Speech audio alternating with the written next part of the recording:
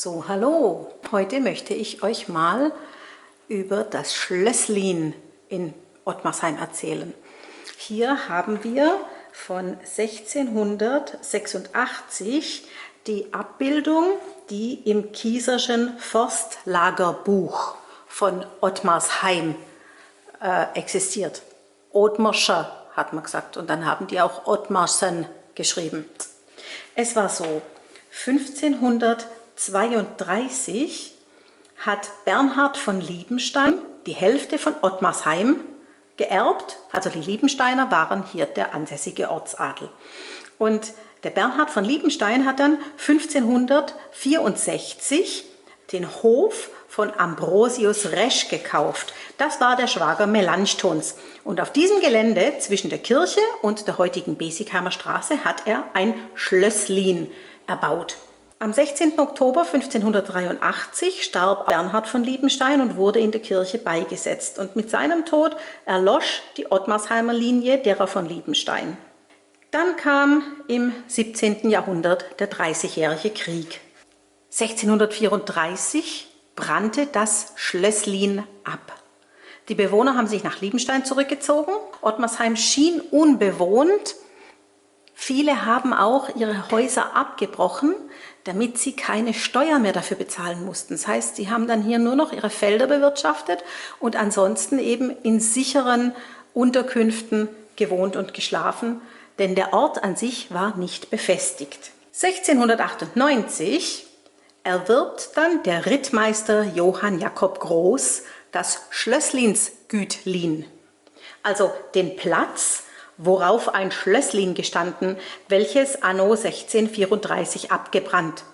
Davon derzeit noch etwas Gemäuer vorhanden, eine Meiereibehausung, Hof, Scheuer und Keller, eine Stallung bei der Kirche, alles an und beieinander, ferner einen Garten zum Schlösslin gehörig, sodann 33 Morgen Äcker und 5 Morgen Wiesen, alles steuer- und lastenfrei. Groß lässt die Reste der Schlossruine bis auf den unteren Stock abbrechen und unterkellern. Ein großes Eingangsportal bleibt überdacht erhalten und Groß stirbt 1715 als Klosterhofmeister in Kirchheim. Sein Sohn Gottfried Heinrich Groß wird russischer Baron und Gesandter in Paris, dann russischer Gesandter in Preußen und 1752 russischer Gesandter in Sachsen. Der andere Sohn, Christoph Friedrich Groß, wird Geheimsekretär beim russischen Premierminister Graf von Ostermann. Die Witwe Groß lebt bis zu ihrem Tod 1748 im Meiereihaus und sie lässt auf der Stelle des alten Schlosses eine Scheuer errichten. Dieses Meiereihaus, das gibt es noch. Ein wunderschönes Anwesen ist es hier. Im barocken Stil. Wir sehen rechts und links die schönen Ovalfenster. Und unten, das ganze untere Geschoss, ist ein einziger riesiger Keller. So groß, dass man mit dem Wagen reinfahren kann. Und ich habe hier auch 2 Bilder, die zeigen, wie hier, das ist heute nur verdeckt, direkt neben dem Haus noch die Treppen hochgehen. Also die rechte von den beiden ist für die Personen und die linke ist eine Pferdestaffel. Damit konnte man einfach auf den Hof hochreiten, ohne den Weg außenrum nehmen zu müssen. So, und heute gibt es hier an dem schönen barocken Haus im Freigutshof immer noch die originale Klinge. Gehen wir mal hoch. Da ist der Klingelzug.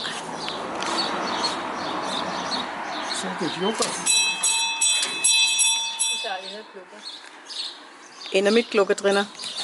Das ist was Besonderes. So, und jetzt dürfen wir mal mit in den Keller. Da geht es ganz schön steil runter. Der Keller ist richtig riesig. Man hat damals mit dem Wagen reinfahren können, so groß ist der konzipiert. Hier hängt noch die alte Brothange. Das ist auch richtig wichtig früher gewesen. Hier im Keller ist ja immer gleichbleibend kühl und auch feucht genug. Das ist wichtig für die Fässer. Das Raumklima muss so sein für den Wein. Und hier in der Brothange hat sich das Brot natürlich schön frisch gehalten. Da an der Seite kommt das Wasser reinplätschert in den Brunnen und füllt hier ungefähr 1200 Liter schönstes, klares Quellwasser.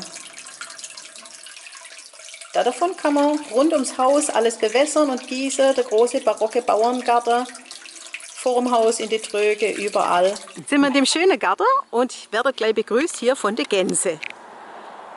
Irmgard, hast du schon immer Gänse gehabt? Ja, ich habe Gänse gern, dass wenigstens irgendetwas Lebendiges immer so ist. Ein paar Ja. Hühner und ein paar Gänse. Und die sind ja auch sehr gute Wächter, oder? Ja, Und gleich daneben die Stachelbeere, die heißt auf Englisch Gooseberries, das passt ja, Ja. prima. Was hast du noch alles in deinem tollen Bauerngarten? Treibler, Rhabarber, seid ihr? Rhabarber, Hier schwarze, vorne rote die Treibler. Treibler. Da haben die Taglilien, die wachsen im Gartenwägli. Macht nichts, Und die dann sind schön. dahinter der Rosenbusch, der muss schon über 100 Jahre alt sein. Und alles duftet. Das sind auch uralte Rösler. Ganz, ganz alte Sorte hast du da. Veredelt, die sind wurzeleich, die kommen immer wieder, egal wo sie sind. Sag, wie viele verschiedene Sorten Rosen hast du? Also alte Sorte habe ich, Moment, 1, dahinter 2, 3 alte Sorten. Und vorne im Hof sind auch noch rosarote, ganz uralte.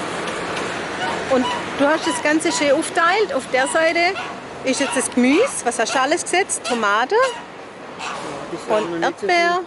Tomate, Erdbeer, Sellerie, Lauch kommt noch, Gurke, Kohl sei dahinter. Zucchini, Alles, was man brauchen kann. Weißkraut. Ja. Ja. Also ein wunderschöner Garten. Das ist ein richtiges Erbe, was du hier pflegst. Weiße Umlaufen. Pfingstrose. Ja, Und nachschmecken. mache ich. Na, du hast den Geruch filmen. Das mache ich. Den Geruch müssen wir jetzt filmen, sagt sie.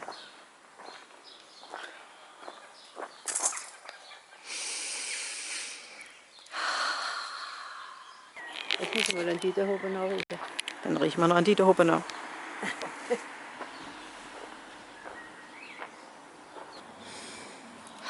Wunderbar. So ein Paradies.